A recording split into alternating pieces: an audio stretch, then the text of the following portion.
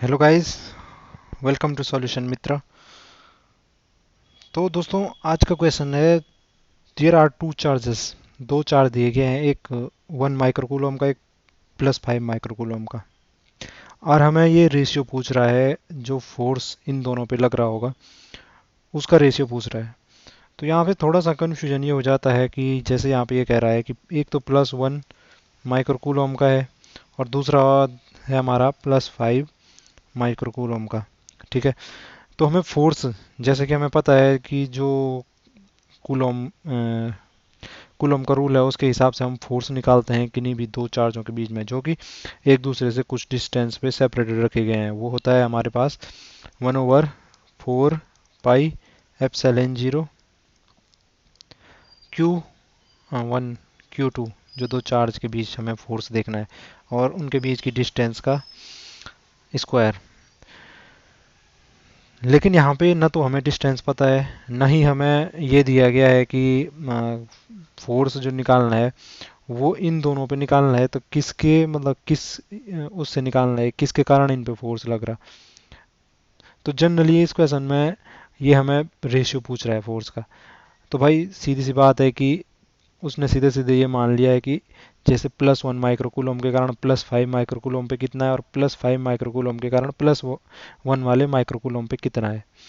इनके बीच की जो डिस्टेंस होगी वो तो फिक्स होनी होनी है कि नहीं। कुछ ना कुछ डिस्टेंस तो होगी इनके बीच।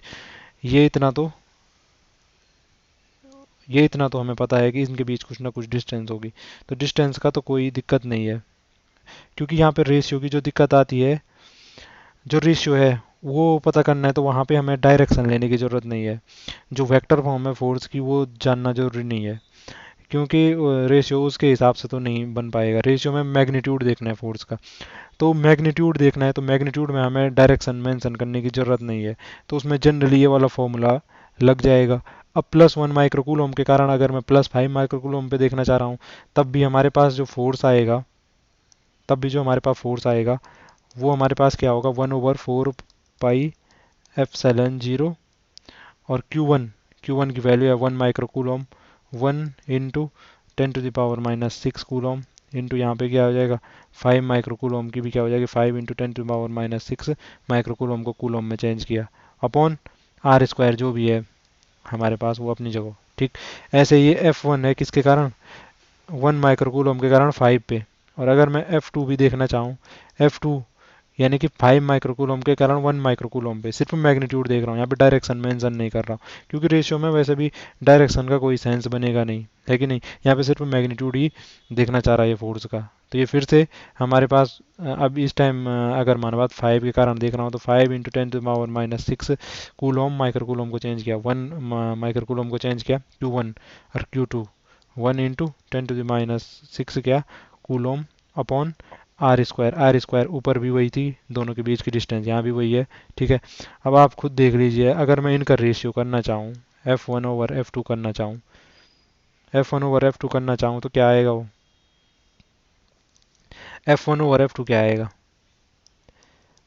F1 भी सेम है, F1 बराबर F2 है। चलो ये पहले ये स्टेप लिख देता हूँ, F1 बराबर F2 है कि नहीं है। ठीक। और अगर F1/F2 करना चाहूँ मैं, ठीक है, तो सेम अपॉन सेम है। ठीक है।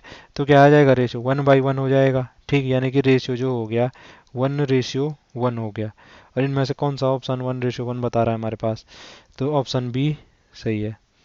इसी प्रकार की वीडियोस के लिए चैनल को सब्सक्राइब करें। धन्यवाद।